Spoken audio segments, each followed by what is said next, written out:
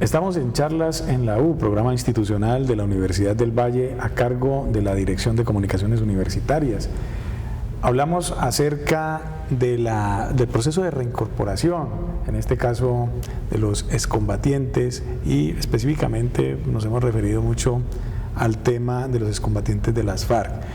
En cuanto a la política pública, y esta política junto con otras relacionadas con víctimas y todo pueblo atinente al proceso de paz, que digamos, ustedes como analistas en el equipo de investigación, profesor Otálvaro, ¿qué balance ven, cómo ven, digamos, el proceso actual y cómo fortalecer esas políticas públicas nacionales y territoriales en el tema? Sí, gracias. Digamos, uno de los elementos importantes a pensar aquí es, se generó un capítulo de implementación del acuerdo de paz entre la guerrilla de las FARC y el gobierno colombiano. Ese capítulo de implementación tenía un COMPES y ese capítulo y ese proceso de implementación temprana pues ahora ha sido de alguna manera bloqueado, ha sido también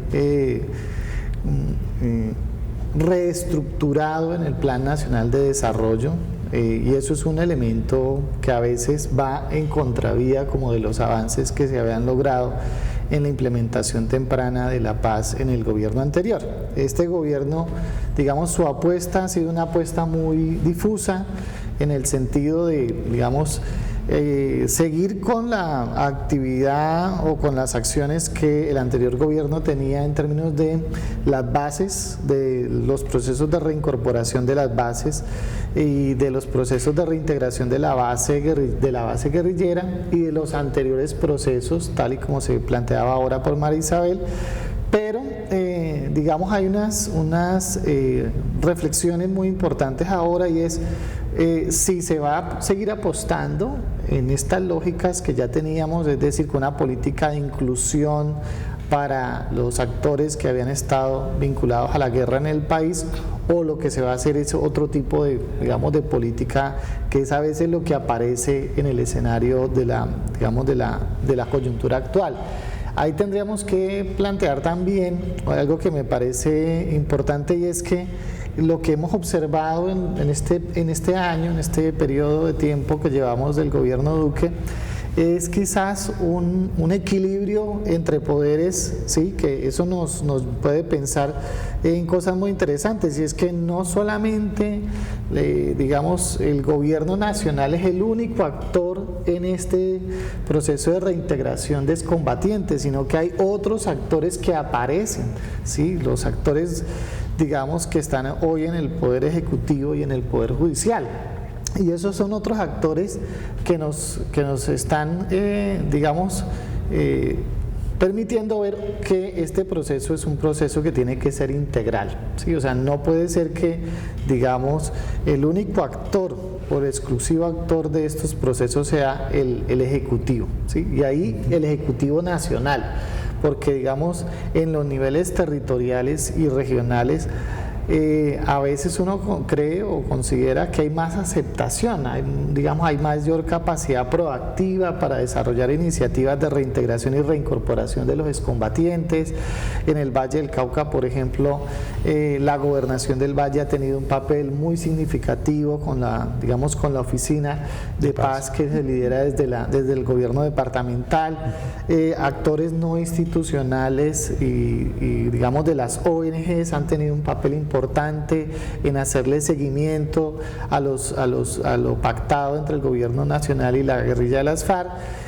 Y digamos, otras instituciones, las universidades en el país en general han cumplido un papel importante, no solamente en la generación de conocimiento, sino en ser un actor muy crítico de lo implementado hasta el momento, y creo que eso es lo que nos ha venido pasando en la actualidad. O sea, es un panorama muy confuso, muy difuso a veces, que perjudica de alguna manera los procesos de implementación que se hacen por parte de las instituciones en el orden nacional, en el orden regional y en el orden local, pero también que afecta de alguna manera el trabajo de reintegración y reincorporación que se realiza, ¿sí? Muy bien. Adicional a digamos, a este panorama que nos da el profesor Otálvaro y que tiene que ver, digamos, con el comportamiento institucional frente al asunto de la paz, en la región, ¿cómo se vive el tema? Usted que le toca liderarlo, ese proceso de reincorporación, María Isabel, digamos, ¿qué dicen a veces, qué dicen los empresarios, qué dicen esos otros actores sociales? ¿Cómo, digamos, qué compromisos hay de esos actores sociales en el proceso para que? Bueno, pues esa es como una tarea titánica de esta agencia, como te lo decía, de articular, pero también de que sea una articulación genuina, ¿no? Como lo que les explicaba un poco que cuando conversábamos, y es que se vuelve un tema de voluntad, ¿sí? Y pues porque creo que la voluntad vale más que cuando a ti te obligan a través de una norma, hágalo, ¿sí? Porque eso no tiene sostenibilidad de alguna manera. En el Valle del Cauca tenemos más de 100 empresas. Y 100 empresas. Sí, podría ser un número muy pequeño en términos del número de empresas que hay en un departamento como el Valle del Cauca, pero para este proceso es muchísimo, es muy valioso 100 empresas que hoy le apuestan a la reintegración y la reincorporación y que creen que hay que dar esa oportunidad, ¿cierto? Y muchas grandes empresas, me imagino. Sí, tenemos de todos los tamaños, tenemos hasta pequeñas empresas y tenemos hasta empresas de los mismos excombatientes que han crecido en este tiempo y le están dando empleo, digamos, a sus mismos compañeros. Esta tarea fue muy difícil, te lo voy a decir, hace 11 años cuando empezamos a hacer ese ejercicio de llamar al sector privado y decirle, mire usted cómo se puede vincular, la única opción que había era empleo. Entonces el empresario decía, no, yo cómo voy a meter un excombatiente a mi empresa, había muchos temores y me decía muchas veces, era como, ¿qué otra empresa lo ha hecho? Y yo lo hago, para ver cómo le ha ido, pero yo no voy a ser el primero, ¿sí? Era como esos temores, y habían temores también que me lo manifestaban y que yo no lo había pensado así, era como, ¿usted cómo me garantiza que no me van a montar un sindicato en mi empresa? Cosas de ese nivel. Entonces era pensarnos que teníamos que mostrar esos logros de ellos como seres humanos, y entonces fue empezar empresarios que sí nos dijeron, bueno, empecemos como practicantes a ver cómo nos van, y así empezamos, y empezamos con uno y con otro, y fue al principio muy difícil porque queríamos mostrarle la cara humana de ese empresario y decirle, venga, cuénteme otro empresario cómo nos fue, y así empezamos a regar como el proceso. Hoy te voy a decir, hay más disposición, yo creo que hoy los colombianos estamos más convencidos de que a esto hay que apostarle y que tenemos que poner nuestro granito de arena. Entonces ya tengo empresas que me llaman, o sea, ya casi que la tarea de ir hasta el empresario y contarle la seguimos haciendo, pero hoy hay una apuesta bien interesante, y es que ya llego a mi oficina y me dice, mire, llamaron 2 empresarios que quieren que les cuenten cómo es esto y que le quieren apostar a esto. Y lo otro es que como agencia nos fuimos consolidando y empezamos a pensarnos en otras formas en que esos actores como los empresarios y como otros podían vincularse. Entonces tenemos unos mecanismos de vinculación donde el empresario de pronto le da mucho susto meter a una persona a trabajar, pero puede apoyar iniciativas de reconciliación, puede apoyar una beca para universidad, es decir, nos creamos una serie de mecanismos donde creamos confianza con el empresario. Hoy tenemos experiencias exitosas, hay empresas donde tienen 5 y 10 personas, y te voy a contar una anécdota muy pequeña donde una empresa me empezó a contratar, pero solo el gerente regional sabía, me dijo, no le vamos a decir al nacional. Entonces nos empezó a contratar, y entonces el primer año nombraron al empleado del mes y era una persona excombatiente. Entonces me dijo, no, yo quiero contratar más, y un día cualquiera me llamó y me dijo, no, quiero hablar contigo porque pasó algo muy grave. Y yo de una lo que pensé fue, Dios mío, ¿qué habrá pasado? Porque uno siempre está pensando, y pese a que yo trabajaba aquí, y no, resulta que me dijo, mire, imagínate que cogimos una red de personas que están robando en la empresa, y lo primero que pensamos fueron los desmovilizados. ¿Y cuál fue nuestra sorpresa? Que ninguno lo era. Entonces, ¿qué es lo que quiero? Que contratemos más personas, porque siento que estas personas, con el acompañamiento que están haciendo como agencia, tienen un mayor compromiso de mostrarle a otros colombianos que hay que darles una oportunidad. Entonces, hoy más de 100 empresas en el Valle del Cauca nos apoyan en el proceso, y en el país 650 empresas nos apoyan.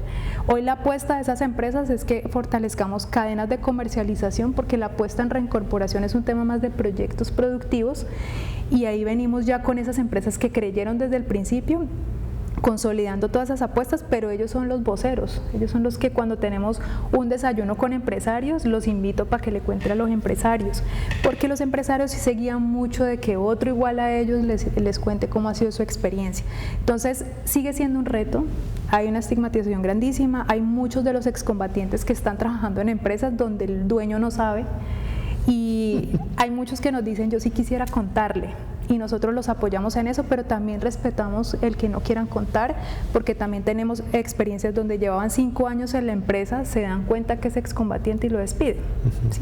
Entonces el llamado también es a que les demos una oportunidad, es decir, que los reconozcamos como colombianos, y que si es una persona como cualquiera de nosotros que ha hecho bien las cosas, pues qué chévere que podamos dar fe de que hay un compromiso de estas personas. María Isabel, usted es experta en mercadeo y en negocios internacionales. El hecho de que haya esas 100 empresas que apoyan los procesos de reincorporación de excombatientes, ¿no valdría la pena publicitarlo? Uno diría, no están de acuerdo las 100, pero puede ser que 80 sí estén de acuerdo, y que la gente sepa que hay ese respaldo, porque es que, se lo digo, o sea, es mi humilde opinión, por el, digamos, lo que yo veo como el estado de cosas nacional, hay a veces mucho pesimismo, y muchos colombianos no sabíamos del gran respaldo que los empresarios le están dando a un proceso como el de reincorporación. Bueno, te cuento que ese es como el látigo que nos dan en todos los escenarios. Llegamos y a mí yo ni sabía que esta agencia existía, yo no sabía que había un proceso tan estructurado y con tan buenos resultados. Y pues esta agencia tiene un recurso muy limitado como agencia en temas de comunicación, y realmente esa es una apuesta que como coordinadores en los territorios siempre hacemos el llamado a lo nacional, y es, por favor, hay un presupuesto que debemos usar más en visibilizar lo que hacemos. Tenemos una oficina de comunicaciones muy pilosa y que gestiona todo el tiempo espacios como estos para llegar a todas las audiencias y que puedan conocer, pero sigue siendo un recurso muy limitado. Pero la agencia sí reconoce, de hecho, el área de comunicaciones ha crecido porque definitivamente entendimos que si no le contamos a la gente lo que estamos haciendo, siempre las cortinas de humo, como llamamos, o la información llega sesgada y la gente sigue muy pesimista en este proceso. Entonces, por eso te agradezco tanto que nos hayas invitado y que si podemos tener otros espacios, los tienen y los tendrán. Porque de verdad que los colombianos merecen saber que este proceso existe. Claro que sí. Yo quisiera aprovechar también la condición del profesor Otálvaro, que además de ser un muy importante investigador de la Universidad del Valle en temas de política pública, pues es docente. Y quisiera preguntarle cómo ve, digamos, la actitud de los propios estudiantes frente a estas temáticas, qué temas les está gustando más investigar, y las razones. Sí, las universidades en el país han, digamos, construido un conocimiento, un saber sobre la guerra y la paz. Digamos, la Academia Colombiana ha construido un saber en ese espacio temático tan amplio. Tenemos pasólogos. Sí. Tenemos en el pasado la idea de los violentólogos y los estudios de la violencia contribuyeron muchísimo a pensar los problemas del país, y a partir del acuerdo logrado con la guerrilla de las FARC aparece un nuevo paradigma, y es el paradigma de la paz, de la construcción de la paz. Y creo que, como lo plantea ahora María Isabel, es necesario que este sea un proyecto de país, un proyecto colectivo. Las universidades públicas y privadas han logrado identificar este como un proyecto estratégico, ¿sí? Un proyecto al que habría que trabajar con, digamos, disciplina, con arraigo. Y uno de los elementos que aparece es el papel de las universidades públicas en estos procesos. Destacar el papel del Centro de Pensamiento para la Paz de la Universidad Nacional, que ha logrado un avance significativo y un conocimiento muy importante sobre estos temas. El trabajo del Programa Institucional de Paz de la Universidad del Valle y de los diferentes profesores y profesoras que hacen parte de este programa, que, digamos, han venido trabajando sobre todo en un enfoque que me parece importante, y es el enfoque de cultura y construcción de la paz. Así que creo que en educación para la paz ese es un trabajo que habría que hacer, que, como decía ahora María Isabel, es un trabajo de largo plazo, una visión. O sea, creo que, digamos, uno de los problemas que tiene la implementación es que nuestras expectativas son las expectativas de que todo lo quisiéramos resolver en el inmediato, ya, hoy, y esto, digamos, la transformación de una sociedad implicaría décadas que nosotros tendremos que irlo logrando es una transformación de una sociedad que vivió o que vive de las lógicas de la guerra, ha ido construyendo poderes visibles e invisibles a partir de, digamos, el papel de la guerra en nuestra sociedad, y ahora le corresponde a esta nueva lógica de la paz, a este nuevo paradigma de la paz, empezar a posicionarse. Obviamente algunos candidatos a las elecciones locales y regionales les va a tocar hablar sobre estos temas, les va a corresponder de alguna manera trabajar y repensar estos problemas de la paz en el territorio. No podríamos, digamos, instalar un modelo de desarrollo como el que tenemos bajo la idea de que el desarrollo es a partir de la guerra y la violencia, sino que lo tenemos que instalar es a partir de, digamos, de la construcción de paz. Creo que en esa tarea están empeñados estudiantes, profesores, investigadoras en estos procesos, y esa es la tarea que tendríamos que hacer nosotros en la universidad. Yo quisiera preguntarle también a María Isabel, como coordinadora territorial en el Valle del Cauca de la reintegración, si una persona que hoy en día haga parte de un grupo armado y se quiere retirar, ¿qué debe hacer y qué le ofrece, en este caso, el Estado a esa persona y a su familia? Bueno, la ruta que establece el Estado para una persona que esté en un grupo armado ilegal, en este caso digamos que estamos recibiendo personas casi todos los días de el ELN, que es el grupo, digamos, más fuerte en este momento, puede acercarse a cualquier ente público, pero especialmente, digamos, a una personería, a una defensoría, a un batallón, a una estación de policía, y ellos están en la obligación de garantizar, digamos, el ingreso a la ruta que la coordina el Ministerio de Defensa a través del Grupo de Atención Humanitaria para el Desmovilizado. Esa primera instancia como tal es la que se encarga de acogerlos y de hacer todo un proceso de certificación, es decir, de lograr certificar que la persona sí estuvo en un grupo armado, eso como un ejercicio también de garantizar que quienes ingresen al proceso realmente pues son los beneficiarios que deben ser. Y eso dura más o menos 2 meses, están en unos hogares de paz. En Colombia tenemos 3 hogares de paz en este momento habilitados. El Valle del Cauca en algún momento tuvo 1, pero pues como empezaron a disminuir las desmovilizaciones, pues ahorita solo quedan 3. Y en ese espacio pueden ir solos o con sus familias. Eso es muy importante que lo sepan, porque algunos de ellos temen desmovilizarse por su familia, por las retaliaciones que pueden tener con sus familias. Entonces pueden hacerlo a través de esa ruta, y una vez se certifican a través del Comité Operativo para la Dejación de Armas, nos hacen entrega de estas personas. Ellos pueden irse a vivir a cualquier lugar del país, es decir, donde ellos consideren, donde tengan redes. Nosotros tenemos oficinas en todo el territorio nacional, es decir, donde vivan nosotros los atendemos, y la idea es que una vez nos los pasen a nosotros, empieza un proceso de acompañamiento humano donde los apoyamos en el tema psicosocial, educativo, formación para el trabajo, para ellos y sus familias, y los apoyamos en fortalecer todo un ejercicio productivo.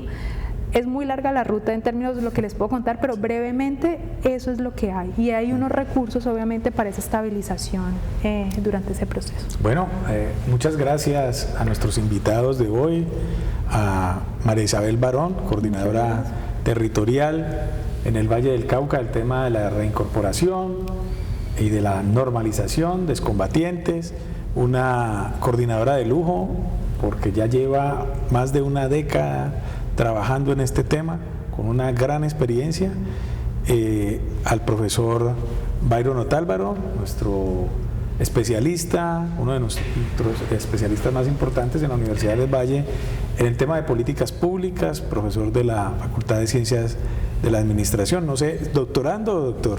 Candidato a doctorado por la Universidad Nacional.